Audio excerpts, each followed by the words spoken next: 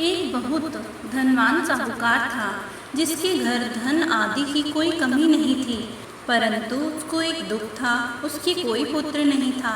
वह इसी चिंता में रात दिन दुखी रहता और पुत्र की कामना के लिए प्रत्येक सोमवार को शिव जी का व्रत और पूजन किया करता था।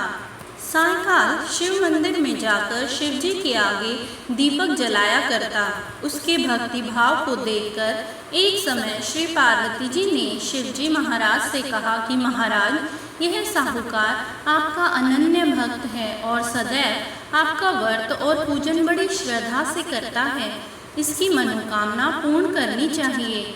शिव जी ने कहा कि पार्वती जी, यह संसार कर्म क्षेत्र है। किसान खेत में जैसा बीज बोता है वैसा ही फल काटता है। उसी तरह इस संसार में लोग जैसा करते हैं वैसा फल भोगते हैं। पार्वती जी ने अत्यंत आग्रह से कहा कि महाराज, जब यह आपका ऐसा भक्त है और यदि इसको किसी प्रकार का कोई दुख है तो उसको दूर करना चाहिए, क्योंकि आप सदैव अपने भक्तों पर दयालु हैं, उनके दुखों को दूर करते हैं। यदि आप ऐसा ना करेंगे तो मनुष्य क्या आपकी सेवा और व्रत करेंगे? पार्वती जी का ऐसा आग्रह देखकर शिव जी महाराज कहने लगे, हे पार्वती, इसके कोई पुत्र नहीं है। इसी चिंता में यह अति दुखी रहता है। इसके भाग्य में पुत्र न होने पर भी मैं इसको पुत्र की प्राप्ति का वर देता हूँ, परंतु वह केवल 12 वर्ष तक जीवित रहेगा। इसके पश्चात वह मृत्यु को प्राप्त हो जाएगा। इससे अधिक मैं और कुछ इसके लिए नहीं कर सकता। यह सब बातें साहूकार सुन रहा था। इससे उसको न कुछ प्रसन्नता हुई न ही कुछ कष्ट हुआ। वह पहले जैसे ही शिव जी महाराज का व्रत और पूजन करता रहा। कुछ काल व्यतीत हो जाने पर साहूकार की स्त्री गर्भवती हुई और 10वें महीने में उसके गर्भ से अति सुंदर पुत्र की प्राप्ति हुई। साहूकार के घर में बहुत खुशी मनाई गई, परंतु साहूकार ने उसकी केवल 12 वर्ष की आयु जान कोई अधिक प्रसन्नता प्रकट नहीं की और न ही किसी को यह भेद बताया। जब वह 11 वर्ष का हो गया तो उस बालक की माता ने उसके पिता से उसका विवाह आदि करने के लिए कहा, परंतु वह साहूकार कहने लगा, मैं अभी इसका विवाह नहीं करूंगा और इसको काशी जी पढ़ने के लिए भेजूंगा। फिर साहूकार ने अपने साले अर्थात उस बालक के मामा को बुलाकर उसको बहुत सा धन देकर कहा, तुम इस बालक को काशी जी पढ़ने के लिए ले जाओ और रास्ते में जिस स्थान पर भी जाओ यज्ञ करते और ब्राह्मणों को भोजन कराते जाओ। वह दोनों मामा और भांजे सब जगह सब प्रकार यज्ञ करते और ब्राह्मणों को भोजन कराते जा रहे थे कि उनके रास्ते में एक शहर पड़ा।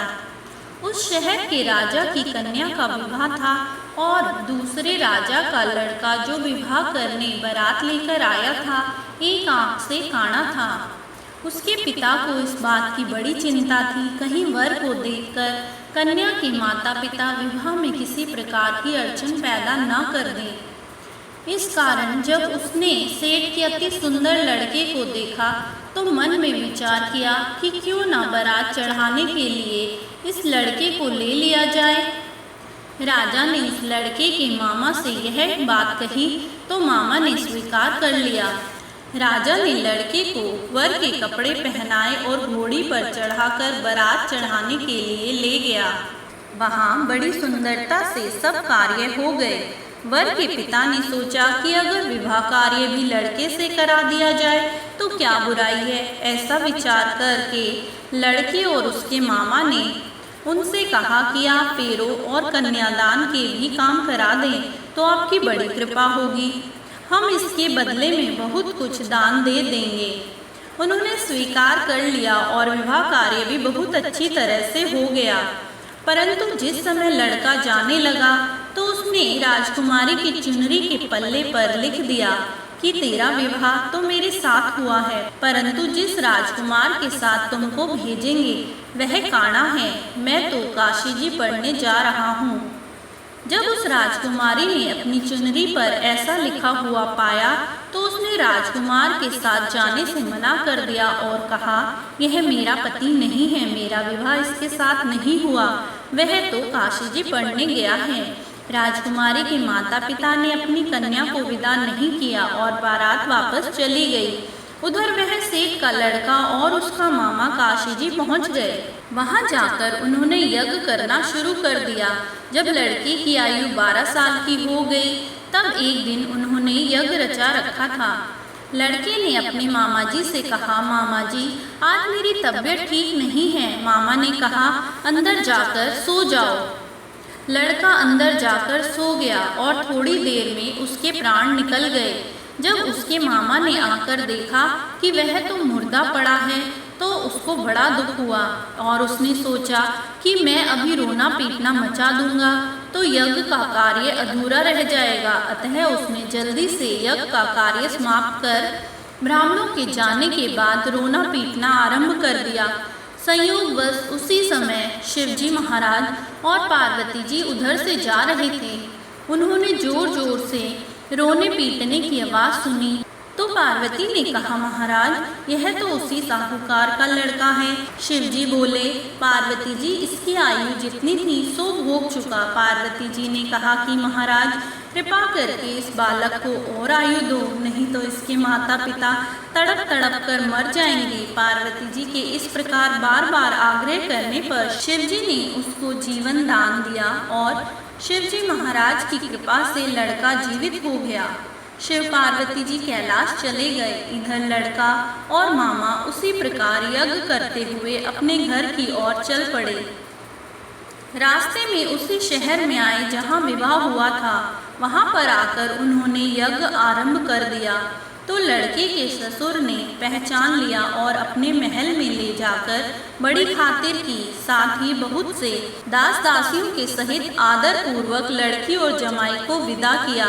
जब वह अपने शहर के निकट आए तो मामा ने कहा कि पहले मैं तुम्हारे घर जाकर सबको खबर कर आता हूँ।